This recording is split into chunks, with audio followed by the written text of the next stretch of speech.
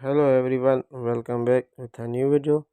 जो आज का हमारा टॉपिक है वो होगा डिस्टिलेशन कॉलम के बारे में कि डिस्टिलेशन कॉलम के इंटरनल पार्ट्स कौन से होते हैं, वो कैसे दिखते हैं, उसके कौन कौन से यूजेज हैं।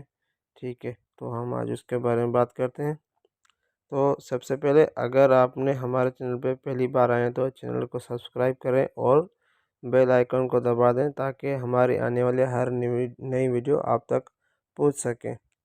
तो हम आज जो बात करेंगे कॉलम के बारे में बात करेंगे, और जो आपके डाउट्स होंगे कॉलम के बारे में इंशाल्लाह हमारे इस वीडियो के बाद वो डाउट टॉपिक क्लियर हो जाएंगे जो आपसे इंटरव्यू के दौरान पूछे जाते हैं।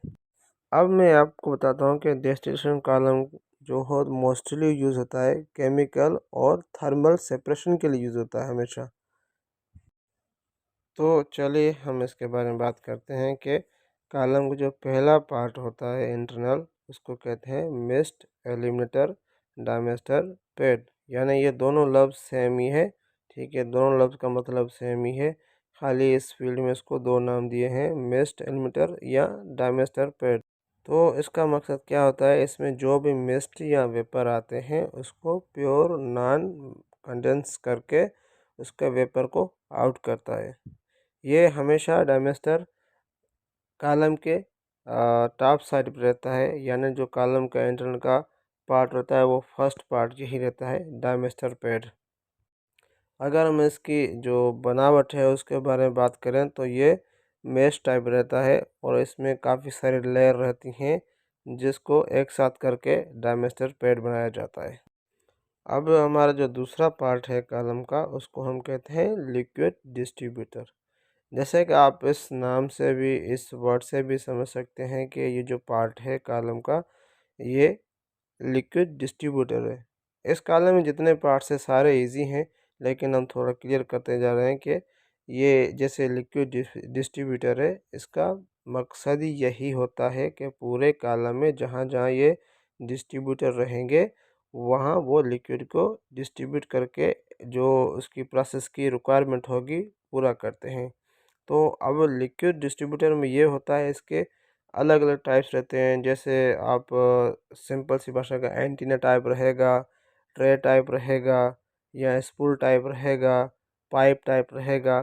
तो ये अलग अलग टाइप के रहते हैं डिस्ट्रीब्यूटर, लेकिन उनका जो मकसद रहता है सेम रहता है, जो लिक्विड इसमें पास होता है उसको डिस्ट्रीब्यूट करना होता है। अब जो हमारा तीसरा इसका पार्ट है कॉलम का, वो वेरी इंपॉर्टेंट रहता है, जिसका नाम है पैकिंग। अब पैकिंग में दो टाइप्स रहते हैं, एक होता है रैंडम पैकिंग, दूसरा होता है स्ट्रक्चर पैकिंग। अब रैंडम पैकिंग में भी किस्म रहते हैं, जैसे कि रेसिंग पैकिंग हो गया और दूसरा हो गया पार रिंग्स हो गया। तो ये जो होता है रैंडम पैकिंग के टाइप्स रहते हैं, रैंडम पैकिंग के किस्म रहते हैं। तो ये जो रैंडम पैकिंग यूज़ की जाती है, जो इसमें वेपर होता है वो नीचे से ऊपर जाता है और लिक्विड ऊपर से नीचे आता है।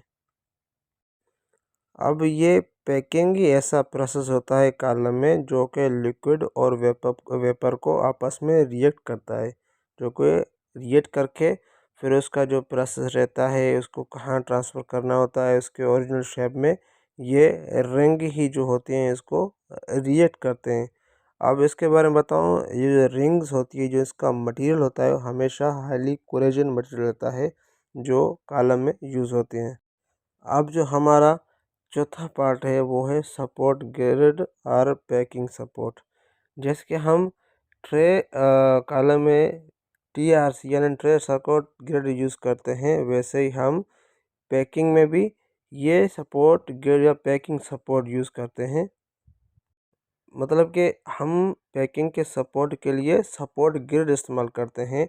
जो भी हमारी पैकिंग रहती है उसको सपोर्ट करने के लिए हमारे पास ये रहता है सपोर्ट ग्रिड पैकिंग। अब हमारे पास जो पांचवा पार्ट है इंटरनल कॉलम का, होल्ड डाउन ग्रिड या बेड लिमिटर। अब ये कहाँ होता है, ये हमेशा पैकिंग के ऊपर रहता है, जो उसको होल्ड करके रखता है, ये ऊपर से फिक्स रहता है पैकिंग के। ये क्यों यूज़ होता है कि जब भी प्रेशर आता है पैकिंग में लिक्विड का और वेपर का, ये इसलिए लगाया जाता है, जब प्रेशर आएगा तो पैकिंग इधर उधर ना हो जाए, तो इसलिए वहाँ भी ये बेड लिमिटर लगाया जाता है। अब जो हमारे पास छठा पार्ट्स है उसको कहते हैं वॉल वाइपर और फनल। अब ये क्यों होता है, किसी भी लिक्विड जो लिक्विड रहता है उसी के सहारे ये ऊपर फनल करता है। तो ये अब ये वाइपर जो होता है ये क्या करता है, ये उसको डाइवर्ट करके फिर से पैकिंग के यहाँ भेज देता है।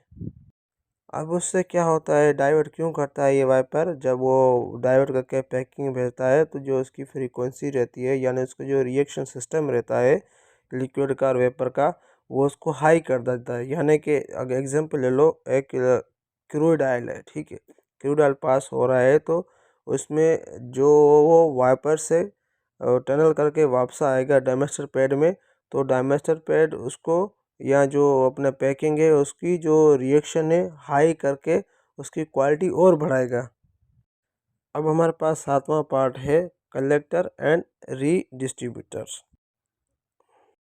अब देखिए जो प्रेशर फ्लूइड होता है, जो उसमें फ्लूइड होता है वो एक पैकिंग से दूसरे पैकिंग जाता है, या हम उस जो होता है फ्लूइड को या लिक्विड को प्रेशर डाउन करके उसको जब हम रीडिस्ट्रीब्यूट करते हैं, तो जब इसका रिएक्शन होता है, जब मतलब कि वो उसको रीडिस्ट्रीब्यूट करता है, जो उसका मेन होता है कलेक्ट और रीडिस्ट्रीब्यूट करने वाला, यही पार्ट रहता है जिसको हम कहते हैं कलेक्टर्स एंड रीडिस्ट्रीब्यूटर। यानी कि जब वो एक बार पैकिंग से होकर रिएक्शन उसका हो जाता है, फिर वो जब कलेक्टर के पास पहुंचता है तो उसको एक बार फिर राउंड करवा के फिर वो रीडिस्ट्रीब्यूट कर देता है।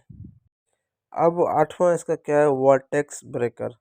आप जब भी कॉलम में जाएंगे, आप जब भी कॉलम में जाते हैं, जो उसका बॉटम साइड रहती है, बॉटम बिल्कुल, तो वहाँ पे ये शेप जो दिख रही है आपको क्रॉस टाइप में, वहाँ पे ये रहता है जिसको हम कहते हैं वर्टेक्स ब्रेकर। ये क्यों लगा रहता है, जो मतलब कि लिक्विड आता है, जो ड्रेन के लिए लिक्विड आता है वो हमेशा इस तरह से आए, जो भी रिएक्शन होगा तो वो प्रॉपर तरीके से ड्रेन हो सके, ये इसीलिए वहाँ पे लगा रहता है वर्टेक्स ब्रेकर। नाम से भी समझ सकते हैं आप, इसमें ये वर्टेक्स टाइप रहता है। तो दोस्तों ये जो मतलब के इम्पोर्टेंट पार्ट्स थे कॉलम के, इंटरनल कॉलम के, तो ये हमने आपको बताए। तो ये जो मोस्टली इंटरव्यू के दौरान पूछे जाते हैं, अगर आप इंटरव्यू को ये पार्ट्स बता देंगे तो इंटरव्यू समझेगा कि बंदे को नॉलेज है, तो वो आपको असाइन कर सकता है, आपको सिलेक्ट कर सकता है।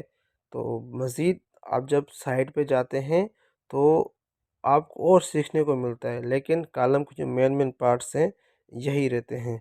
तो उम्मीद करता हूँ आपको ये वीडियो हमारा समझ में आया होगा, और आगे ऐसे वीडियो देखने के लिए हमारे चैनल को सब्सक्राइब करें और इस वीडियो को अपने दोस्तों को शेयर करें। ओके जी, अल्लाह हाफिज़, मिलते हैं एक नए वीडियो में।